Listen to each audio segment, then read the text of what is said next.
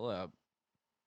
I guess they have learned from the kosher casino. I learned a little something today too about Gabe Hoffman, and I'll get back to all this. I'll get back to Gator. But you remember last year, Gabe claims to be a hedge fund manager, but those claims looking to be false.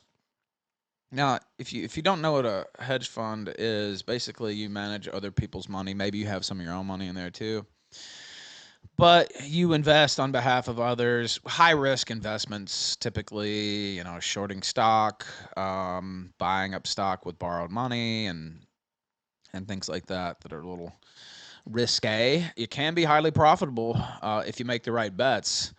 But Gabe Hoffman, who's considered, I guess, like more of an expert in pharma, right? Shock. But maybe I'm more of an expert in pharma than him now that I think about it. But uh, so he was on this, and we'll get back to the Thorps. I should never end.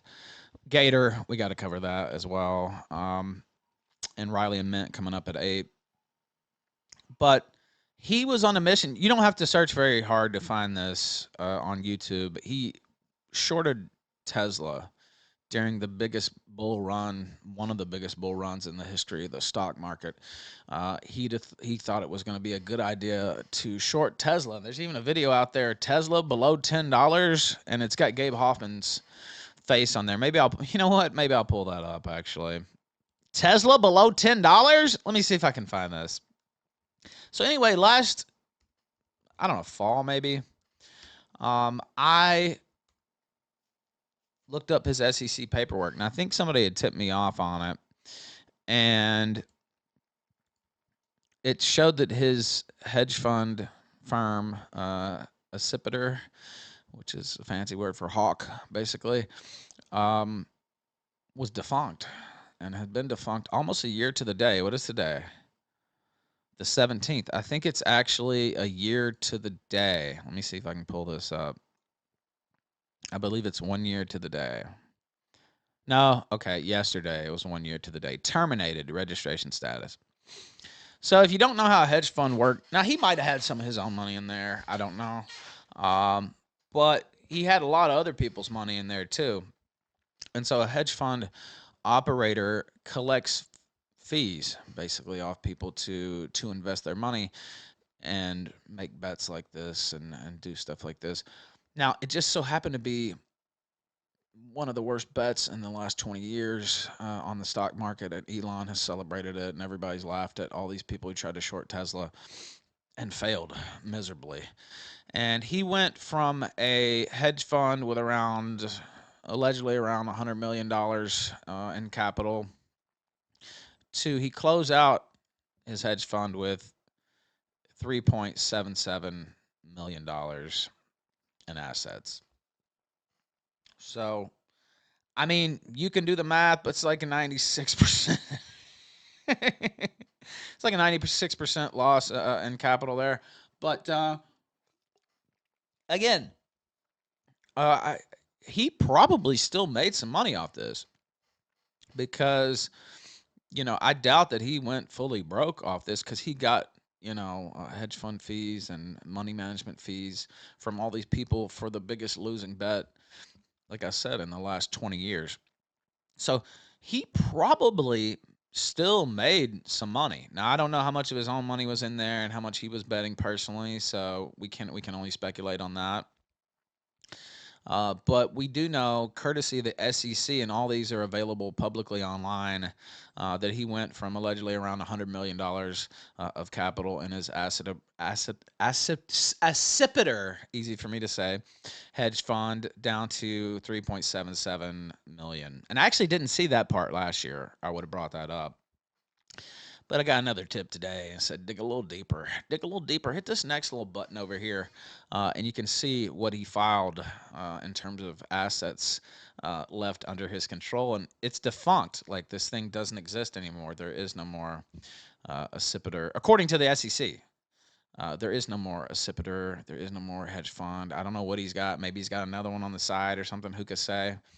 But his big ballin' Occipitor hedge fund is defunct and has been defunct for a full year, and he basically lost everything on comments like these and bets like these. And I'll just let you watch throwing in the this. towel, Wilf. I do think that you are seeing. Look, just look at the estimates in terms of how much they now expect the company to lose this year. We ran down this yesterday on Fast Money at 5 o'clock. I think like a month and a half ago, people were expecting them to make $5.50. Now this is 5 years ago. So this is 2019, and if you go look at his timeline, he's still psychotic about Tesla. Well, it's too late now, no matter what happens, because you lost all your shorts. But literally lost your shorts. So it doesn't really matter now if it goes down to 10, which won't happen. But anyway, this is him in 2019, and there's video after video of this, by the way. Share this year. Now they're expecting them to lose $1.16 a share. I mean, that has just plunged within the last 2 quarters. And if you remember at the time, there was like a huge short movement on Tesla, and Elon crushed the shorters, is what he did, and it was a bloodbath. And Gabe Hoffman was allegedly a big part of that bloodbath. Or last quarter, I should say. And a lot of that is because people are saying you had to take out more capital. You're going to lose money at least into the fourth quarter, likely. And then even if you look into the fourth quarter, are you confident that the demand is there in order to turn a profit? So, Gabe, you've been on our show a lot. You're very bearish on Tesla. I think you... Very bearish on Tesla. And there's literally... and there's probably more than this, but just a cursory search, and you can see him on CNBC, like, trumpeting this just all the time. Tesla going to $10. Spoiler alert, that didn't happen. I think it went to, like, $400. Where's it at right now? I think it might be down a little bit now. Oh, no. Let me see. US dollars. I don't want it in... yeah, so the stock price today is much more, it's down. It's like 187. But and that's for a variety of reasons, and his pay package and all this. X probably didn't help, some other things, but not $10. Not $10. Might be the one person who... But it went up to $400. And if you know anything about shorting, which I admit that I don't know that much, but if you make a bet on a short and you borrow the money to buy the do you understand? Like, again, I don't want to pretend like I'm an expert, but you borrow the money to execute the short position, and then when it's called in, when you lost your bet, they call it in, and then you have to pay it back. The Big Short, you could watch that movie. There's other people who could explain it to you a lot better than I can.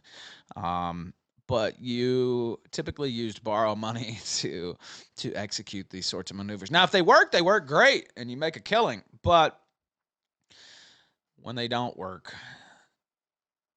Occipitor hedge fund goes under. Can it go to $10? Oh, I believe that ultimately Tesla will go to zero.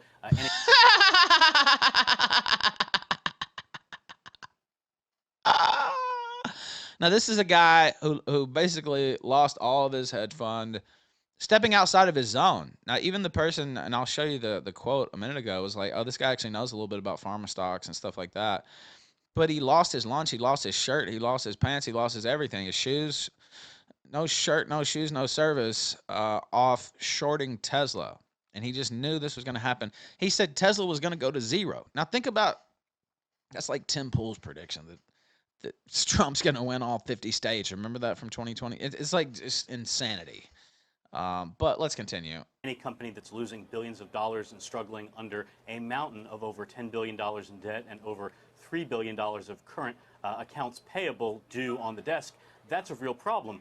With this analyst's work, I have a bigger problem. That is, Adam Jonas has almost 350,000 deliveries projected for 2019. That's in line with Elon Musk's guidance of 90 to 100,000 each quarter for the second through fourth quarter, which is almost a 50% jump from what we saw in the first. Now, I told CNBC viewers multiple times during the first quarter why it would be a disaster on volume, price, and margins. And given that we're halfway through the second quarter, I do have projections which are very different from... It would have been a great... You're right, Galactic. You're so right. It would have been a great idea if it worked. If it worked, he would have been swimming Scrooge McDuck style in coins, right? Like, I mean, if it would have worked, it would have been one of the all-time greatest deals. No doubt about that. Yeah, I'll say that. Yeah, if it would have worked, it would have been like Nostradamus type shit if it would have worked. The only problem is it was in the middle of like the biggest bull run in history, and you know, Elon's also propped up by government contracts and SpaceX and all this other money. So what is your view, though, Gabe, about the fact that they got away that fundraising recently? Does that delay at least your call that it's one day going to hit zero? Well, sure. It's not going to hit zero. There are junk bonds. It's going to hit zero. Tesla went from a very desperate financial situation, barely able to keep the doors open, and they got enough cash to last them maybe another 6-9 months. Remember, you have to subtract the $300 million that Elon Musk basically burned away, hedging dilution from the convert at $300, and then subtract the over $500 million of debt that's due in November. When you run through the model, what I project for the second quarter, based on state registration data and extrapolating some international individual registration data from countries, I get around 75,000 deliveries for the second quarter. That's well below Adam Jonas and others' 90 to 100,000. And then in Q3, I actually have a drop rather than a gain due to the 1875 of federal tax credit rolling off. So that'll consume most of the cash that Tesla raised by about Thanksgiving. That did not happen. Now, most of these are old. Let me see. I'm trying to find another one. Like 2019, he was out there like every day promoting this. Well, as many times as they would let him on TV. Now here he goes against somebody else, and I won't spend too much time on this, but he still goes on and on about Tesla daily on his timeline. I mean, it's over now. I don't know why, but you know, I have a counter because Gabe is gaslighting for the coal company that he owns, and the fact Whoa! The coal company he owns. Now wait a minute. I didn't know that. Gabe has 50% of his assets in a coal company, and he's short. Really? Wait a minute.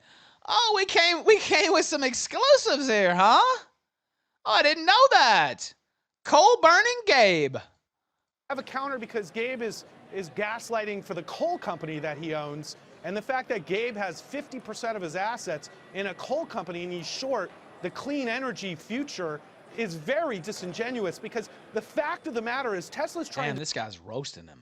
to solve an incredibly important goal for our society. It's not just about making money, which is important, and building cars. It's about creating an EV infrastructure and future for all transportation companies. And Tesla's been successful at this. So instead of just being this guy who hates Elon Musk, you got to focus on the real company. And the company's going to achieve like huge numbers over the next 6 months. We expect them reaching all of their financial goals, 20 billion in revenue in the next 12 months, 1.5 billion in EBITDA, and we expect a $100 billion market cap in the next 12 months, and Elon getting his stock award. So I think Gabe really just should stop moonlighting for the coal companies. Well, Gabe, are you long coal, short Tesla?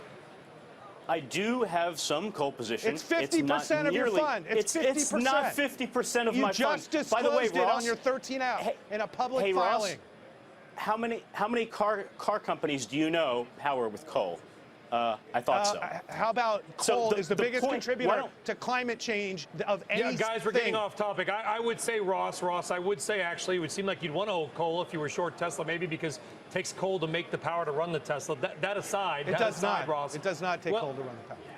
Let's coal talk about powers the 30% of the electric grid. We're not going to get in the electric grid. But I'm not agreeing or disagreeing. I'm just saying that Gabe has an agenda. Gabe has an agenda. I get You his don't agenda, say. but we're here trying to make the world a better place. That's all I'm saying. Okay, Let's fine. talk about Tesla's move off the financials, if environmental we stuff. may. Let's talk about the balance sheets.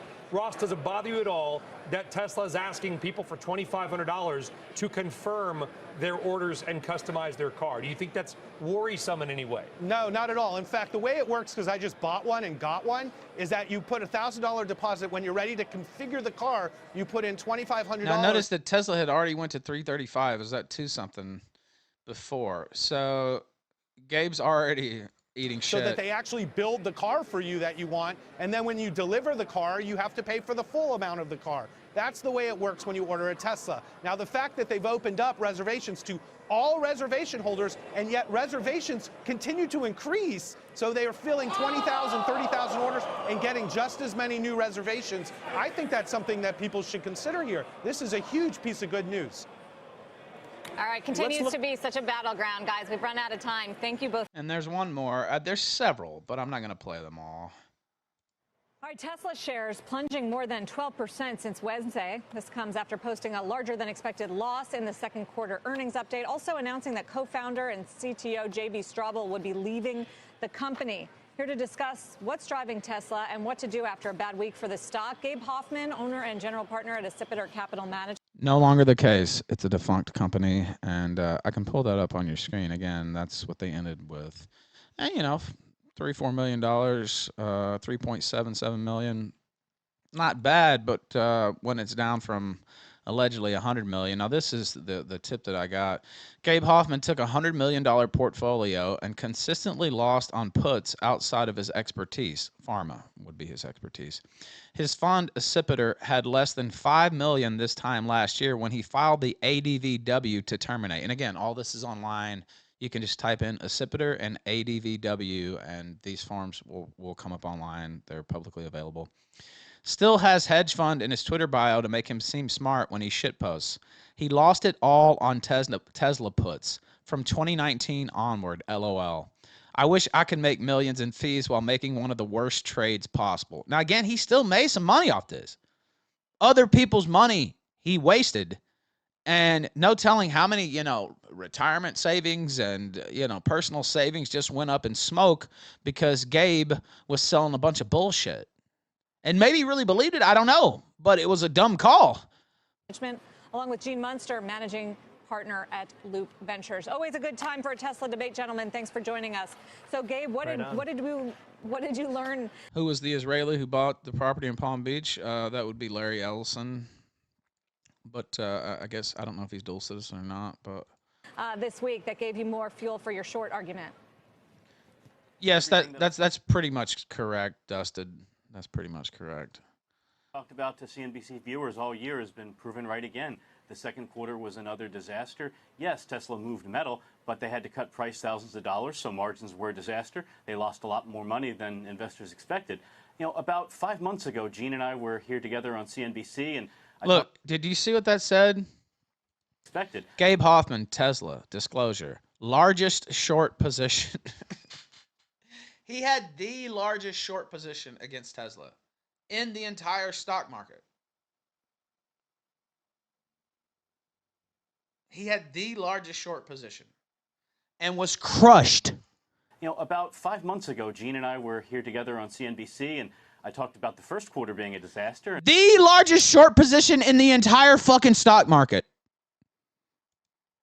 And I asked Gene, what type of miss would it take to get you to change your mind? He said about 20-30%, and that happened, and the stock was 60 points higher then. I'd love to know what he's thinking today.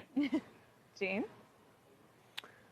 Well, maybe before the simple answer is that they had some pretty big upside in the March quarter. I think when we were talking 6 months ago, I said that 2019 is going to be a transition year. Undoubtedly, there's going to be ups and downs. We had a down in the March quarter, massive miss, as you just discussed. But on the flip side, in the June quarter, there was significant upside going from 53 to 78,000 Model 3s. I would also like to just quickly point out, I think that part of that dip more recently is around the loss, the margins. But I think around the brain drain, I just want to quickly address that brain drain question here. And the best perspective is JB Straubel has been associated as kind of the co-creator of Tesla. In fact, that's not true. Tesla stock split 15 times since Gabe invested. What JB is. Keep that in mind. is the best analogy is he is the candy man. He is not Willy Wonka. Often those two people are considered the same person. As long as Elon Musk is in the reins and they're continuing to grow their vehicles, I'm going to probably continue to believe in this story. Gabe, I mean, for a long time, the story with Tesla was if only they can get production up to roughly the level they're at, it seems like they might be able to attain scale and kind of have their place in the industry. Now there's all these questions about the margins and, in fact, just how big the ultimate opportunity is. What did this quarter tell you about those questions? This quarter told All right, me now that we'll they've pull up got a little bit lousy more quality here. car in the Model 3. It's near the bottom of Consumer Reports rankings. It's got a design flaw. You just saw a story out this week about how it catches about 15 pounds of dust and dirt underneath, and they had to chop price down to 50. It's going even lower. They cut price again in July. So, Okay, now let me yeah, read this to you demand. guys. So here's all of Gabe's 13F filings of holdings, and we'll look at that. Tesla split 15 times since Gabe invested. 3-to-1 times 3 times 15. That was in 2022. 2025-to-1 times 5 times 5. A 5x split and a 3x split. So the price to compare is 15x what it says now. Again, I'm not an expert in these things, but sounds very bad. But it's at a price that Tesla can't make money, and they lose a ton of money. With the brain drain, it's important to note, this is 2 out of the last 3 quarters that you had a major executive departure during the quarter. If you look back at the 2018 proxy, there's only one guy left, Elon Musk, out of the named executives. The CFO, chief technology officer, head of marketing and sales, head of manufacturing. They're all gone. If you go to the Twitter, Tesla executive departures, you'd see out of the top 100, most of them have left over the last year. I mean, Tesla's got more executive turnover than a McDonald's. So, Gene, I mean, I know the brain drain you think isn't as bad as feared. What about the profitability question? The fact that margins were such a miss and that even if they can deliver on target, it's going to be hard to do so profitably. So the price to compare what it is now is a 5x and a 3x split. So the price to compare is 15x what it says now because of the stock splits. Now, again, I know we're getting into the weeds here, but Becky, Sarah, I'd say that the 1% miss in gross margins was just that. I understand direction. It's gone from 24 to 20 to 19, and investors get concerned about that. Who knows how long he held this position? Well, at least since 2019. And we'll pull this up. Sektur Capital Management LLC filing history. Now, let me see if I can get this on your screen here.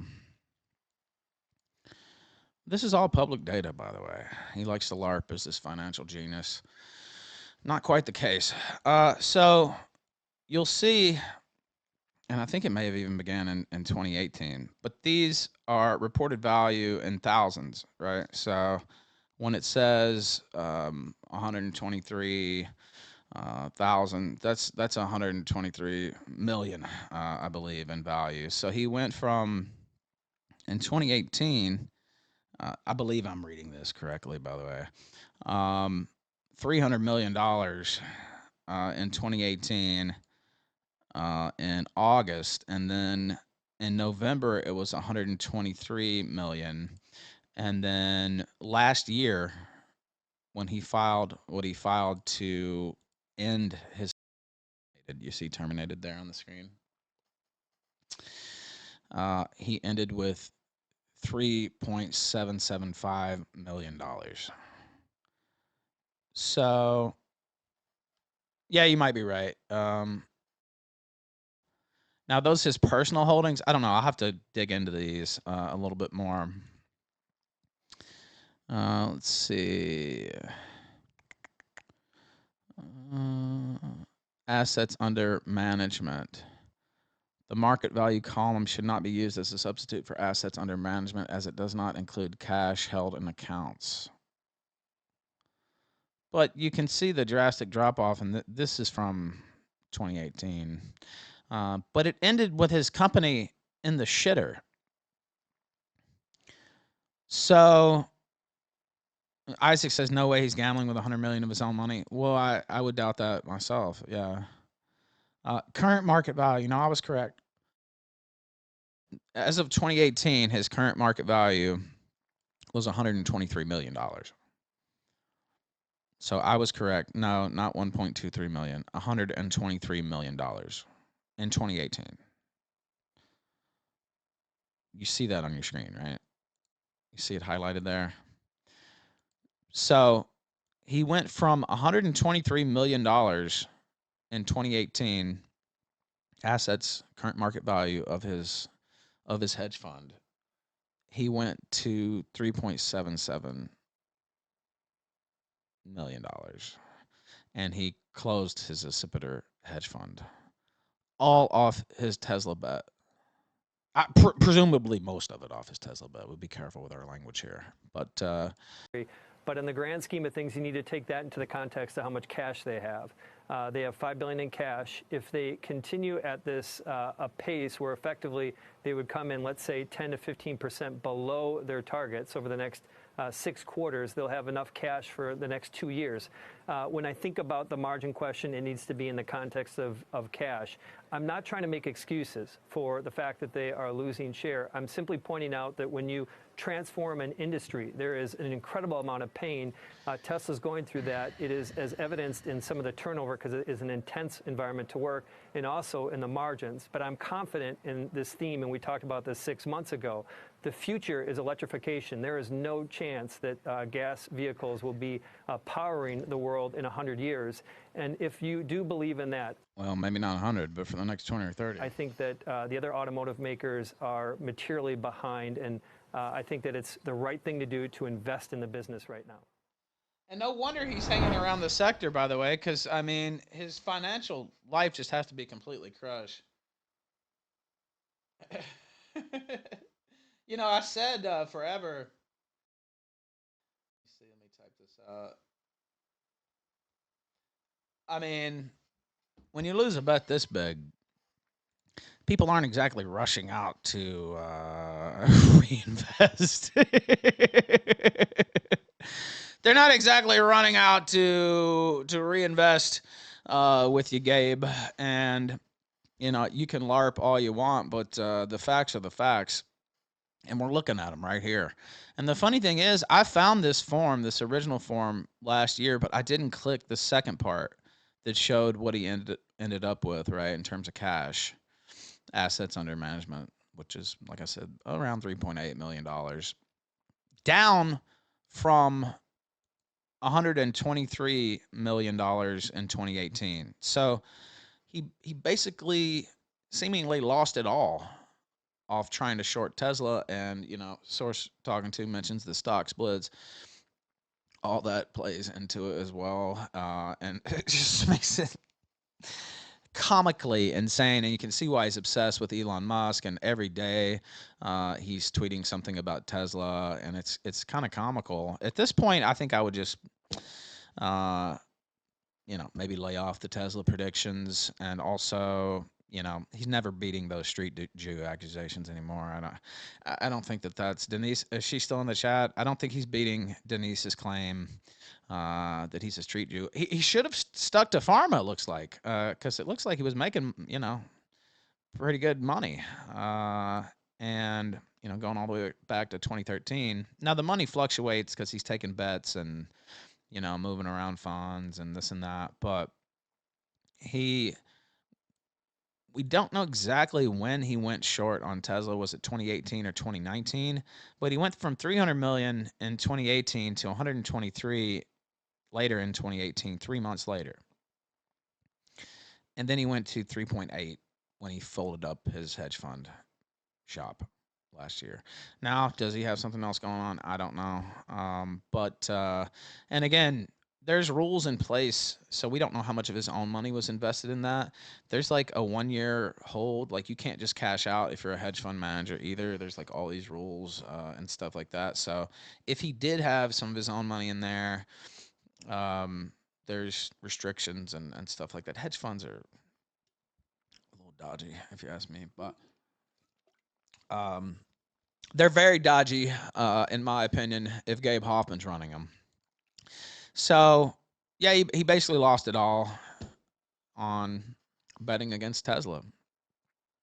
And it's funny because if he would have shorted them like a few years later, because it was at like, I think it was at like 400 last year. Now, if he would have shorted them at like, what, 180 or some shit like that, when they were at 400, he would have made a lot of money. So basically, he picked the wrong time to short them. If he would have shorted them later on, and again, I won't explain shorting. Some of you know what I'm talking about here. Some of you don't. Basically, you bet that a stock is going to underperform. Usually, you use money under your control, or you borrow money saying that it's going to hit this price point by a certain date. If it hits that price point, you win. If it doesn't, you lose everything. So that's the layman's version of how stock shorting works. And again, I won't pretend to be an expert because I'm not, and it doesn't seem like Gabe Hoffman is an expert either. So I just thought I would go over, Gabe likes to talk a lot of shit about what a financial wizard he is and this and that. And as I have more time to pour over these numbers, these just came into me today. And again, not exactly my, forte, hedge funds and, the ins and outs of the stock market. But you don't have to be, Charles Schwab to figure out that this was a big mistake. You're describing options, not shorts. Well, I can show you a video on shorts if you'd like.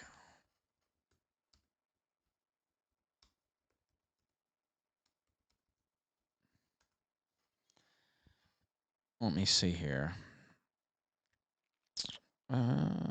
This is a very simple video. What is short selling? It's very short too.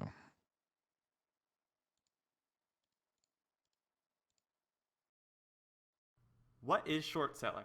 Presented by WallStreetSurvivor.com. Short selling is a risky way to profit from declining stock prices. Basically, it is a bet against a stock or company. When you Did I not just say that? But anyway, again, I'm not the expert here. buy a stock, you expect the price to go up. On the other hand, when you short a stock, you expect the price to go down. Shorting a stock is the inverse of buying a stock, which is often referred to as going long. Here's Jack.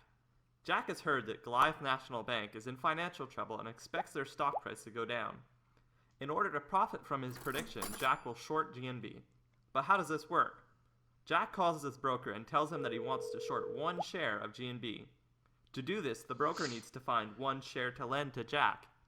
The broker can look in a few different places, including his stock inventory and his clients' portfolios. If he still can't find the stock, he can ask other brokers. Jack's broker finds the share in one of his clients' portfolios and borrows it. The broker will then sell the share on the market for Jack. GNB stock was trading at $100, which will be credited to Jack's brokerage account. Jack was right. After a week, GNB's financial struggles are made public and the stock price drops to $70. Because the stock price dropped and Jack made a bet against the stock, Jack stands to make a profit by buying back or covering GNB. Jack calls his broker and tells him to cover his position in GNB. The broker uses the money from Jack's brokerage account to buy one share of the stock from the market at the current price of $70 and returns the stock to his client's portfolio. Jack sold GNB stock for $100 and bought it back for $70. Awesome. Jack made a profit of $30. Jack also has to pay a small fee to the broker for the right to borrow the stock. Short selling is for advanced traders because it can be extremely risky. Unlike buying a stock or going long, where your losses are limited, your losses are unlimited when you short. See, that's the key. That's the key part. Watch The Big Short, also a great film. But your losses are unlimited. Consider this graph of price versus profit.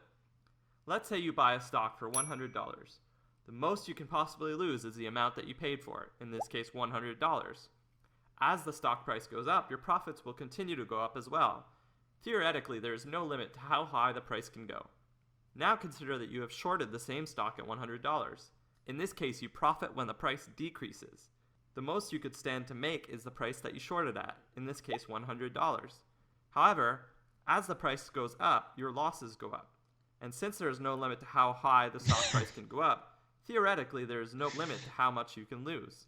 While shorting is an effective way to make money when stock prices go down, make use of stop orders to minimize your risk. To practice short selling risk-free, sign up at Wall Street. Basically, it's an unlimited. There's no limit to what you can lose if you're not. Sounds like a certain type of talk. Yes. Yes, that's right. You just explained what the video said. Yeah. Shorting is technically a potentially bigger loss.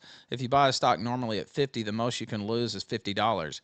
If you are short at 50 and the stock goes to 1,000, you lose $995. Yes, and when he was talking about shorting Tesla, it was at like 195, 200. Well, Tesla stock eventually went to like 400 something. Now it's back down now, but Tesla's stock like went to the moon. So that's seemingly why he no longer has, his Occipitor hedge fund management. And this is all layman's analysis. I saw somebody in chat said he would threaten to sue me over this. Well, these are all publicly available documents. And, I'm saying allegedly, I don't know. Maybe he had other investments. I just know he was on CNBC almost daily talking this shit up. And he was listed on CNBC as the largest short. He held the largest short position in Tesla. They said that on the screen. I didn't say that. He held the largest short position in Tesla. And it didn't work out. And now there is no more Occipitor hedge fund. Now, maybe he's reconstituted into something else. I'm sure a guy like him probably has. But these are all publicly available documents. All these interviews are out there in public. Like there's no chicanery here. It's a simple Google search away. And I'm sure there's even more information out there if you want to do a little bit of digging. But yeah, I'm pretty sure I'm fairly accurate in how I've described that. So still obsessed with Tesla. I don't know if he said anything about what I put out today. I don't really know what he could sue me over, but I don't really care either. Hedge fund manager. Oh, he's talking about Skrelly. He should have probably stuck with Skrelly. See, he's still talking about Elon. Elon Musk and the SEC are on a collision course again. SEC likely to seek enforcement action barring Elon Musk as a public company officer / director, former SEC officials say. So, yeah, it's all about AvPac and it's all about Elon Musk. So, I mean, literally tweet after tweet about Elon Musk. So, we'll see. We'll stay in tune on that. But I see some info in the chat. Gabe owned over 25%. Really? Now, that's coming from the chat. That's not me saying that. So, that means a lot of his own money was tied up into this. I mean, you can just do the math here on your own. But he owned 25% of the company, according to chat here. Occipitor was founded in 2002 by its principal owner and managing member, Gabe Hoffman. Mr. Hoffman is the only person that owns more than 25% of Occipitor. Occipitor serves as investment manager too. And then this is a link from the SEC, I believe, from 2020. I'm just scrolling through it. This is a pretty long link. I would probably do some more research on this off air. This just came to my attention today. So, respect to the client fund, asset-based fee, 2%, performance-based compensation, 20%. Well, it didn't seem like there was a lot of that after a certain point, but let's see. The minimum initial investment required for investment in the client fund is $1 million. The general partner may waive this minimum at its sole discretion. So this is like a brochure laying out the rules of his company. So, well, former company. And yeah, this is from 2020. And I'll have to go through this a little bit on my own because it looks a little suspect. But all this stuff's out there, and he's been LARPing as this big, financial genius. He's been quiet recently. Yeah, I wonder why. But again, this was just brought to my attention. Oh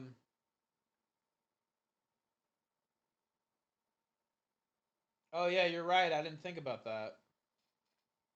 It's not back down now because it's split so many times. Yeah, because there's more stocks out there. Do people know? Do we have to explain stock splitting as well?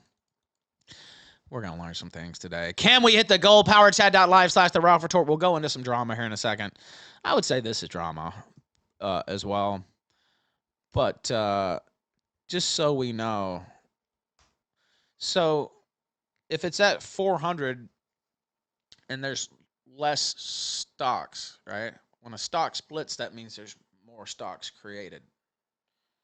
So anyway, I'll let this video explain it. I don't know if this is. So technically, it's not down. Yeah, I actually was wrong with my. Again, I'm not an expert here. So when a stock splits, there's more stocks.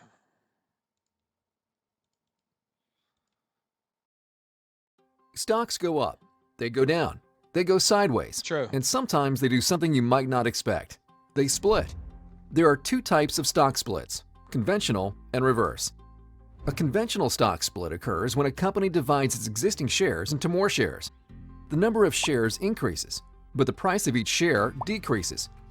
See? So the total value of the I actually described it correctly. company's shares remains the same. Think of it like cutting a cake. Cutting more pieces doesn't mean you have less cake. You just have smaller pieces. For example, in June 2014, Apple split 7-for-1, meaning each share became 7. Apple went from having roughly 861 million outstanding shares at about $645 per share to about 6 billion shares at about $92 per share. Despite there being more shares, the total value of Apple's market cap remained the same at roughly $555 billion. Very good explainer here, by the way. A company typically splits its stock when the price of its shares is high. High prices can make it difficult for many investors to buy the standard trading unit of 100 shares. Ideally, a lower price allows more investors to buy the stock, potentially increasing its liquidity. So what happens if you own a stock that splits? Just like a split doesn't change the total value of the company's shares, it doesn't change the total value of your shares. Let's return to the Apple example. If you had owned one share at $645 before the split, you would have owned 7 shares at around $92 after the split, give or take a few cents when rounding the numbers. The total value of the shares would still be $645. One common belief that investors have regarding stock splits is that a stock's price will go up after a split. But splits do not guarantee that a stock's value will go up. Investors should do additional research and look at the stock's overall financial health. The opposite of a conventional stock split is a reverse stock split. During a reverse stock split, a company decreases its number of shares in order to increase the price of each share. Companies often choose to enact a reverse stock split when shares fall below the minimum price of the exchange listing requirements. Stocks that fall below the exchange minimum. Go ahead. Revan JJ sent $5 on Rumble. My fee for missing so many is Hulk Hogan's top 10 moments according to the WWE. It's great that you are forming people on the market. So few know how they are manipulated and how to DIY it. Well, yeah, and I only know the very basics, and so I want to make sure this is explained correctly. But it's not back down because it's split so many times. A source telling me correctly, who knows a lot more about the stock market than I do. And then this source, not me saying this, by the way, says he probably had to close his company because he couldn't cover any higher stock price. That seems like a likely case. Like a likely case scenario. And Elon said he was going to crush the short sellers, and he did. So now has he made every right move since then? Well, it's up to you to judge. But he definitely did crush the short sellers. Thank you for watching this clip by Colonel J. This is the King of Bull here. Remember to like and subscribe. Juice!